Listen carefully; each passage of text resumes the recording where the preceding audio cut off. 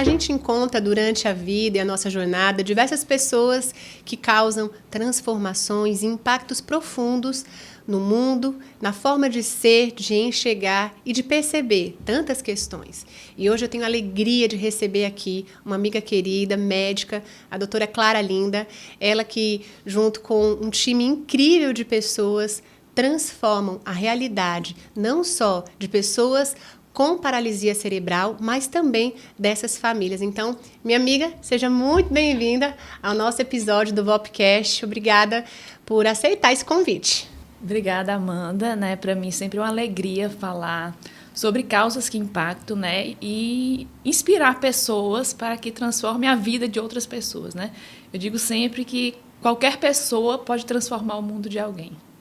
E sobre causas que impactam, como que essa causa da paralisia cerebral, da espasticidade, ela impactou a sua vida e por que ela chegou? Geralmente a gente pensa que a pessoa viveu na sua família uma situação como essa e aí eu quero ajudar, contribuir, fazer essa causa a minha motivação de vida. Mas você não. Então, compartilha um pouquinho com as pessoas. Na verdade, assim, a maioria das lutas ou causas sociais que a gente vê, você tem alguém que passou por algum tipo de sofrimento ou problema e você transforma aquilo na sua causa, Na verdade, é a pergunta que mais me fazem. Se a gente tem alguém com deficiência na família, E nós não temos ninguém com deficiência na família. Na verdade, eu falo muito que é propósito, A causa que lhe aquece o coração, mas aquele sentimento de inconformismo, em onde você vê que você pode transformar realidades a partir do que você sabe, dos seus relacionamentos, do que você faz, Eu digo muito que a causa da pessoa com deficiência é um problema, eu não digo não um problema, mas é uma condição sistêmica. E para condições sistêmicas, nós precisamos do engajamento de toda uma sociedade, de vários atores, O governo tem um papel estruturante, importante, mas nós, como sociedade civil, precisamos ter essa causa para a gente. Então, quem são a sociedade civil? É o terceiro setor, são as empresas, é o jornalismo, a comunidade. Então, nós precisamos entender que a causa da pessoa com deficiência é uma causa da sociedade. E para que a gente cause impacto, a gente precisa se juntar, dar as mãos, para que a gente transforme vidas.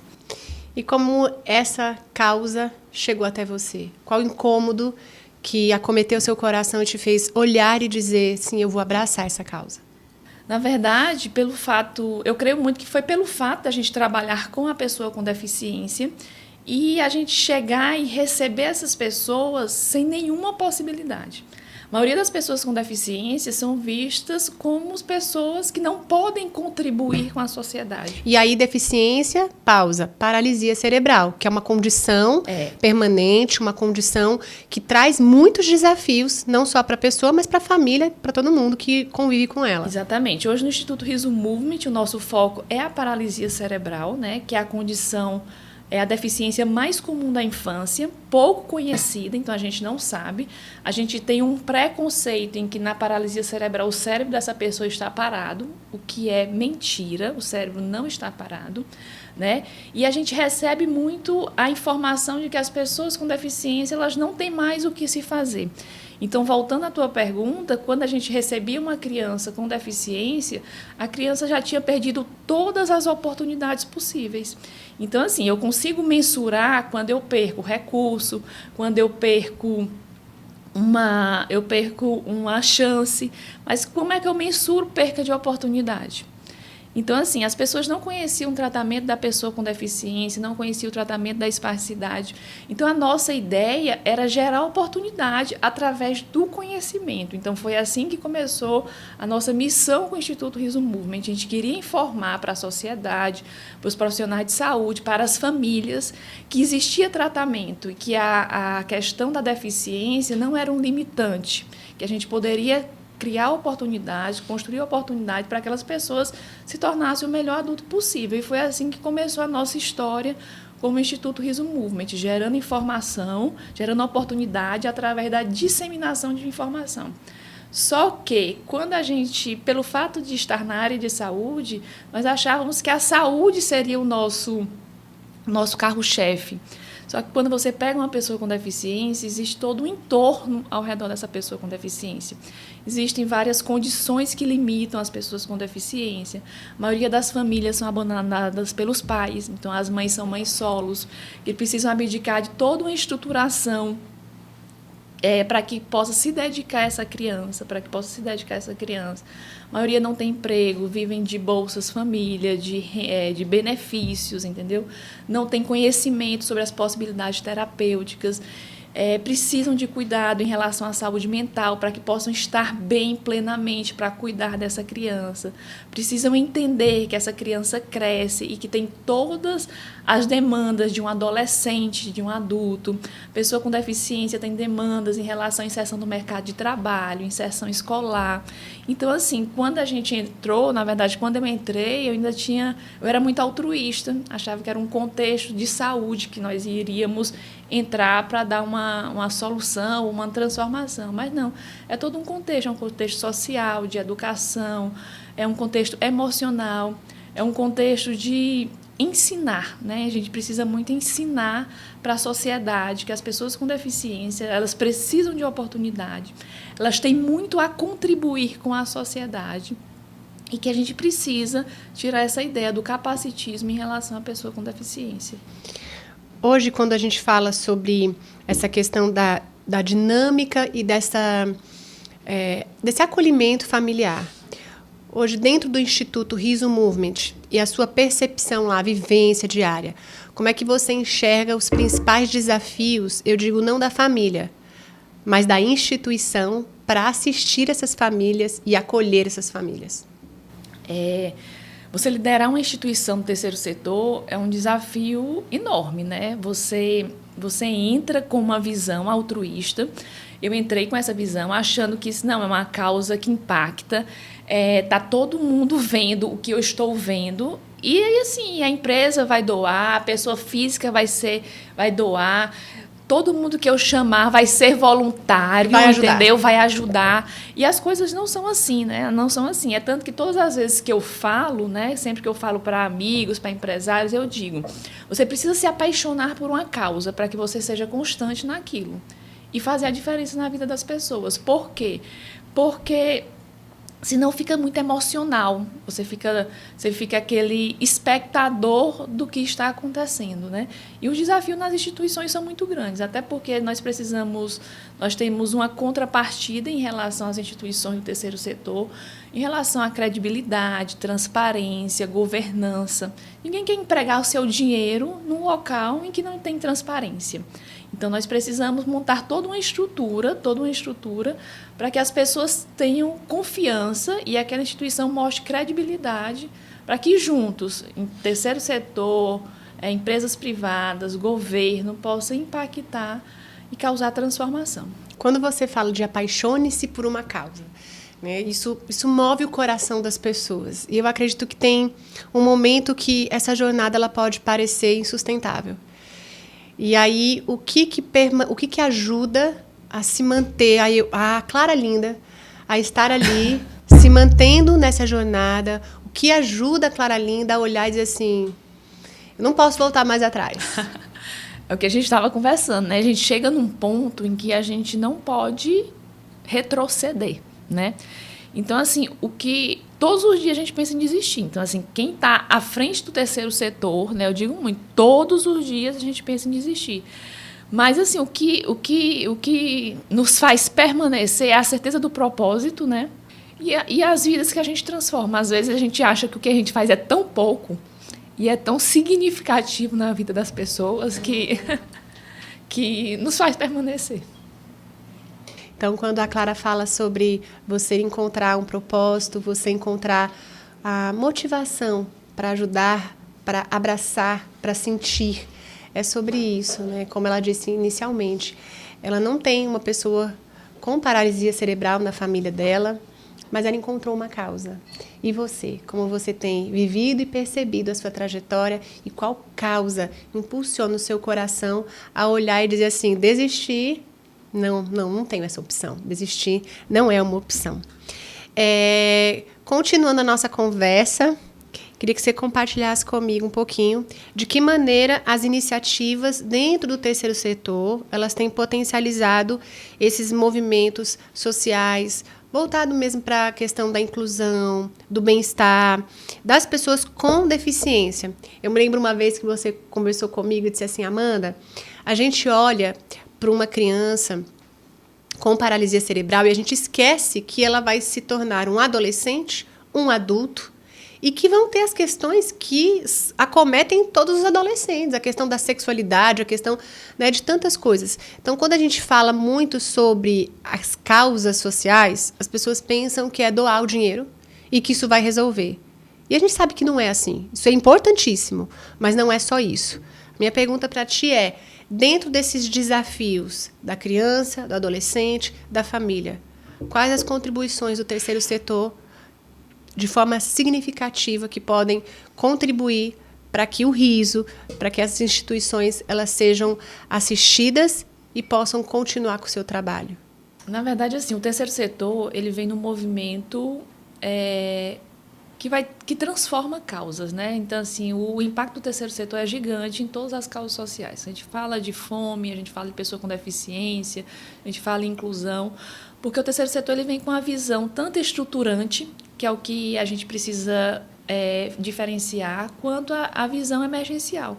É importante você doar R$1.000 para a compra de cesta básica, porque eu vou tirar aquela pessoa do local de fome, do local de vulnerabilidade naquele instante. Mas eu preciso mostrar que é o que o terceiro setor está fazendo, com essa visão mais organizacional, mais transparente, organizada. Exatamente, mais profissionalizada do terceiro setor, que as ações estruturantes são importantes para políticas públicas. Então, assim, quando eu invisto um recurso num diagnóstico de saber quantas pessoas com deficiência são, qual o tipo de deficiência, qual o grau de escolaridade, se estão ou não empregadas, aquele recurso que eu investi é invisível, mas é uma ação estruturante para médio e longo prazo, para que em 2030, em 2040, eu não esteja mais falando em inclusão. Eu não esteja mais falando de inclusão básica, lutando por direitos básicos de uma criança ser assistida num colégio, de ser inclusa num colégio, de precisar de um acompanhante terapêutico, de um assistente pedagógico. Isso é direito básico, então não vou estar falando mais nisso. Eu vou estar falando em tecnologia, em medicina assistiva, para que essas pessoas com deficiência possam estar em qualquer lugar no mercado de trabalho, exercendo qualquer profissão que elas pretendam exercer. Entendeu? Então, o direito básico já está garantido porque há 20 anos atrás, 15 anos atrás, eu investi em ações estruturantes para que isso acontecesse. Entendeu? Então, acho que o terceiro setor ele vem com essa visão, uma visão de profissionalismo, de impacto social por métricas, por números, né? Não são mais aquelas instituições assistencialistas em que eu quero só suprir uma necessidade básica e imediatista da pessoa ou da causa que eu assisto. Então, o terceiro setor vem junto com o Estado, vem junto com as empresas. Eu creio mesmo que para transformar essa parte social mesmo. Clara, compartilhe um pouquinho sobre as ações do riso. Teve uma delas que eu me emocionei acompanhando quando você fez o cinema. Conta um pouquinho sobre essas ações e como elas geram esse impacto hoje de uma transformação futura. Assim, o Instituto Riso Movement assiste às pessoas com deficiência e suas famílias, né? Isso é muito importante ser dito. Não é só a pessoa com deficiência, mas a extensão familiar. A extensão familiar, porque a gente precisa ter essa base de família para que essa pessoa com deficiência seja bem assistida.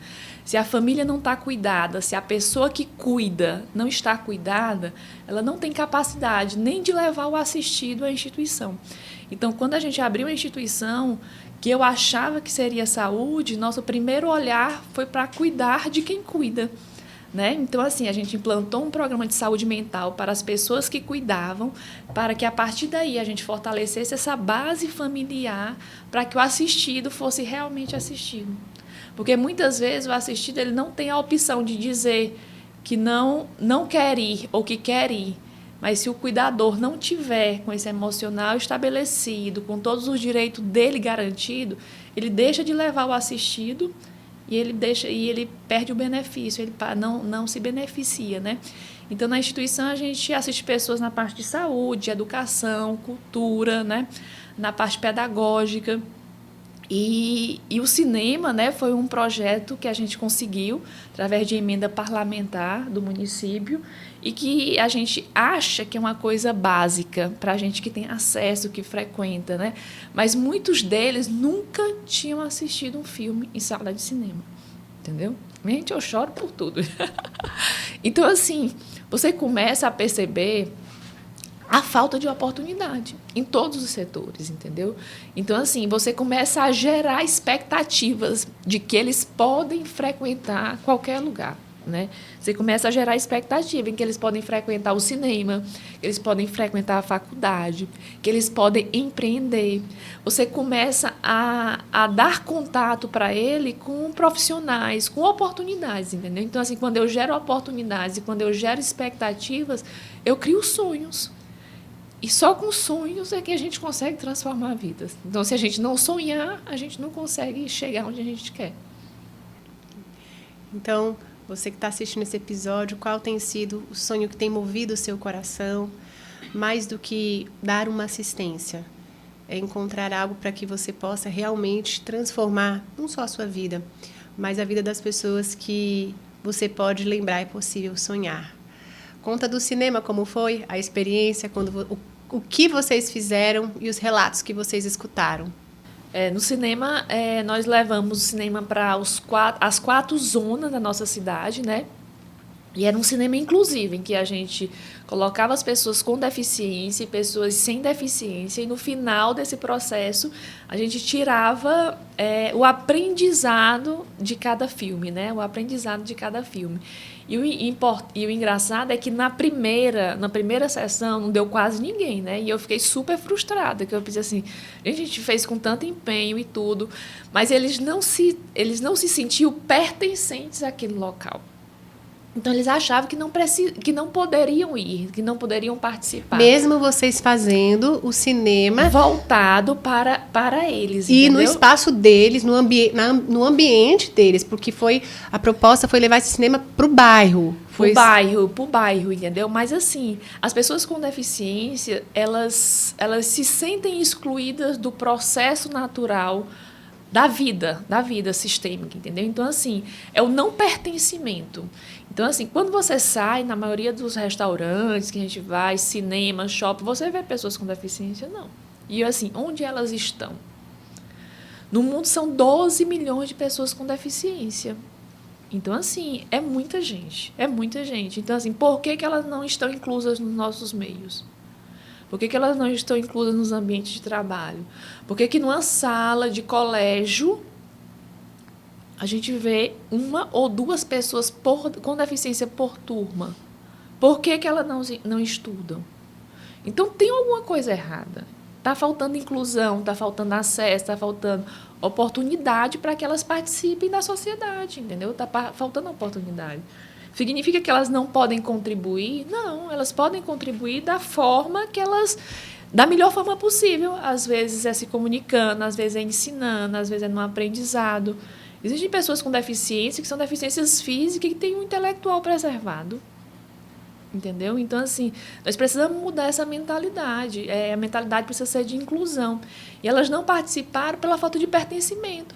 Às vezes elas não vão no shopping por achar que não tem acessibilidade. Elas, às vezes, nem conhecem que tem, mas elas já pré-julgam que não tem acessibilidade, que vai ter dificuldade de ir ao banheiro, que vai ter dificuldade de ter acesso, que ninguém vai poder ajudar. Muitas vezes a gente fica constrangido em saber como pode ajudar aquela pessoa. Você usou a bolsa de colostomia, você foi deficiente, uma deficiência temporária. Não tinha banheiro para você, Amanda. Quantos banheiros de ostomizados nós temos no Piauí? Quantas vezes você deixou de sair porque queria ir ao banheiro? Então, assim, muitas vezes a gente se colocar no lugar do outro para entender por que o outro se priva, entendeu? Para entender por que o outro se priva. Sábado passado, a gente estava lá no Rio, né? E a gente comentando em relação às falas que as pessoas falam que são capacitistas, né? Que as pessoas falam. Eu disse assim, Eu entendo que existem falas capacitistas, né? E que as pessoas que falam de uma forma errada precisam ser corrigidas, mas precisam antes ser ensinadas. Porque, assim, a gente que pertence ao mundo da pessoa com deficiência, a gente acha que todo mundo sabe o que a gente sabe. Mas não sabe, entendeu? Então, assim, como é que eu trato uma pessoa com deficiência auditiva? Como é que eu trato uma pessoa com deficiência visual? Se eu posso oferecer ajuda ou não. Às vezes a gente fica constrangido de saber se uma pessoa em cadeira de roda quer que eu empurre ou não quer que eu empurre. Entendeu? Então, assim, eu acho que para além de correção, de retratação pública ou de pedir desculpa, a gente precisa entrar numa onda ou numa vertente de disseminar conhecimento sobre a pessoa com deficiência, de fazer com que as pessoas com deficiências participem de todos os lugares, para que a gente conviva e aquilo se torne natural. Eu tenho uma pessoa com deficiência no ambiente escolar, eu tenho uma pessoa com deficiência no ambiente de trabalho, eu tenho uma pessoa com deficiência nos órgãos públicos, entendeu? Então, eu acho que precisa desse pertencimento da pessoa com deficiência à sociedade, que ainda não existe.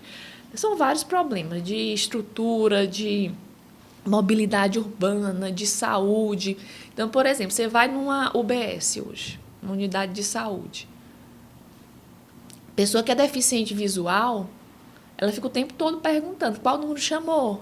Porque ele só aparece o número e um apito, não é verdade? Sim, não tem o número, não né? Tem audição, 132, não 2, tem 3, audição, 2. não tem o áudio, entendeu? Então, assim, são coisas básicas que só quem tem a necessidade é que sente falta, entendeu? Ou quem pertence a esse universo, ainda que não tenha escolhido sobre a sua condição, ela precisa encontrar formas e maneiras de entender que pertencer a este universo não significa conformar com as condições que ele oferece. E criar a oportunidade, sonhar em modificar essa situação, é eu entender que o pertencimento, Seligman, ele fala muito sobre isso, né? Eu preciso encontrar um lugar onde eu desenvolva o meu pertencimento àquele ambiente. E quando eu conscientizo as pessoas de uma necessidade, eu me torno pertencente, porque eu estou ali e eu estou sendo constrangido. Você, durante sua fala, eu me senti constrangida várias vezes. Porque quando a gente vive uma condição, ainda que temporária, uma condição, e você vivenciou muitos desafios ao meu lado, uma condição, parece que quando essa condição ela deixa de existir, parece que o problema some. E, na verdade, não. A sua condição, e não existir mais essa condição na sua vida, não exime que existem outras milhões de pessoas vivendo a mesma situação.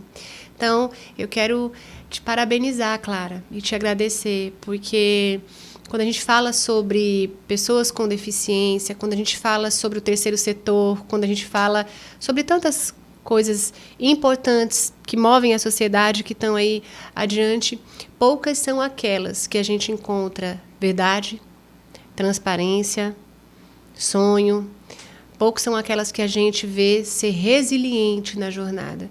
Então, o Instituto Riso Movement, ela é uma organização que você pode, não vou dizer pode acreditar, mas que você pode ter a oportunidade de conhecer. E quem sabe não ser a causa que você abraça e transforme aí a vida de muita gente, não é? Eu digo assim muito. Há 18 anos eu sou voluntária, né, do terceiro setor. Eu nunca me imaginei à frente de uma liderança de instituição.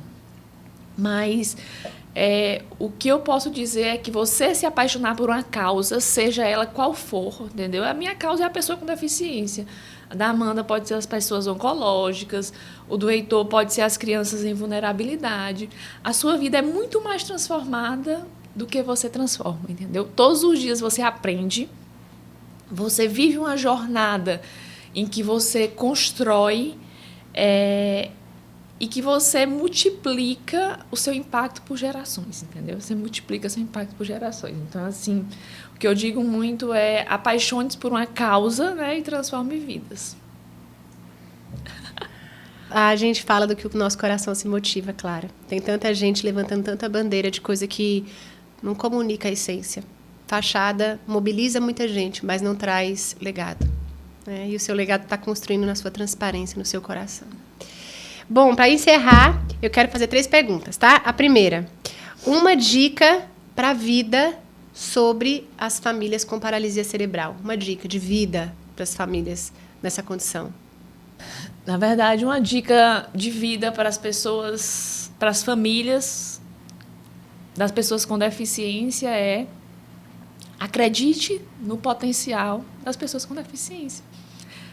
Elas podem muito mais do que a gente imagina. Muito mais do que a gente imagina. Segunda, uma dica de perspectiva otimista para essas famílias. Eu tenho certeza que daqui a 10 anos nós não precisaremos lutar mais por direitos básicos, como acesso à saúde, acesso à escola, acesso a oportunidades. Nós vamos lutar por direitos maiores, por perspectivas maiores, mas pelos direitos básicos eu acho que a gente vai conseguir transformar. E terceira, como é viver uma vida com propósito?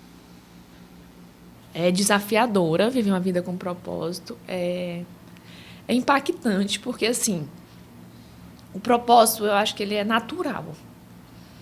E você não tem noção do impacto que você causa. Então, assim, o que eu acho é que o que eu faço é muito pouco, entendeu? E quando a gente vê, o que a gente faz é gigante, entendeu? Quando a gente conta, as pessoas dizem, mas vocês fazem tudo isso aí no Piauí, né? Aí eu disse, mas o que a gente faz é tão pouco, é tão natural, entendeu? Lá no Rio são 310 famílias que a gente assiste. Então, mensalmente, semanalmente, diariamente. Diariamente. Então, assim, dá mais de 700 pessoas que passam pela gente, que são impactadas de alguma forma, né? Então, o que viver o propósito, ele é sobrenatural, ele é desgastante viver o propósito, né? Porque é uma linha tênue entre o que você quer e o que você não quer, porque você quer desistir o tempo todo. Mas diz que quando o negócio está apertando é porque você está no propósito mesmo. Tá chegando. É porque está chegando, né? Mas viver o propósito é desafiador. Mas, ao mesmo tempo, é gratificante, porque você cansa, mas você não quer sair do negócio. É um negócio assim... Não sei nem explicar o que é viver o propósito. Viver o propósito é sentir, como a doutora Clara Linda todo o tempo aqui expressou. Porque quando a gente vive o propósito, transcende o olhar individualista, transcende esse olhar para mim, para minha necessidade, para aquilo que eu preciso, para aquilo que me faz sentir bem. Então, essa semana eu escutei uma fala que eu achei tão pertinente. A pessoa disse assim, viver o propósito é quando também o dinheiro não é mais problema. E aí você olha e diz assim, peraí, eu continuaria fazendo o que eu faço se eu não tivesse mais recurso, se eu não tivesse mais... Eu continuaria fazendo isso, porque isso me faz muito bem. E aí eu parei para me pensar. Eu digo, peraí, o que eu faria se não existisse mais isso? O que eu faria se o Instituto VOP não existisse mais nesse ambiente físico? Eu ainda teria como propósito de vida ajudar pessoas nas suas questões emocionais? E minha resposta foi sim. Sim, porque o propósito independe das outras circunstâncias. Então, minha amiga, continue vivendo esse propósito. Obrigada. Ele estreou nos podcasts hoje, o primeiro de muitos. Não, acho que nem prestou esse negócio bem aqui. Viu? E eu quero te convidar a conhecer o Riso Movement, o Instituto Riso Movement. Você pode contribuir com essa causa. Conheça, siga nas redes sociais e transforme a vida. Hoje, de 700 pessoas, 300 famílias aqui de Teresina, do Piauí. Eu quero te fazer esse convite especial. Obrigado, Clara. Quero que você deixe aqui uma última mensagem para as pessoas que estão nos assistindo. O que eu quero dizer é que, às vezes, a gente acha que precisa transformar a vida de muitos, né? Mas a gente pode transformar a vida de um. E esse um vira dois, esse dois vira três, e, às vezes, a gente quer fazer do de fora. E, às vezes, é nosso vizinho que passa fome. Às vezes, é a pessoa da nossa casa que tem uma pessoa com deficiência e a gente nem sabe, porque a gente não parou para escutar, né? Quando eu fui chamada num setor público aqui para fazer um projeto para pessoa com deficiência, para trazer as pessoas de fora com deficiência para dentro, eu perguntei, mas quantos dos funcionários dessa instituição aqui têm filhos com deficiência? E eles disseram, doutora, a gente não tem essa pergunta. Quantas pessoas com deficiência a gente tem como funcionários? Eles também não sabiam. Então, a gente parou tudo que foi e eles foram fazer um diagnóstico inicial deles. Né? Então, às vezes, a gente transforma a vida só de um e a gente já transforma todo mundo. Então, o que eu digo sempre é apaixone-se por uma causa, independente de qual seja. É isso, que esse episódio possa instigar você a se apaixonar por uma causa, a transformar vidas e a observar quem está pertinho de você. Muito obrigada, compartilhe, conheça o Instituto Riso Movement e quem sabe essa aí não seja a causa que você vai abraçar.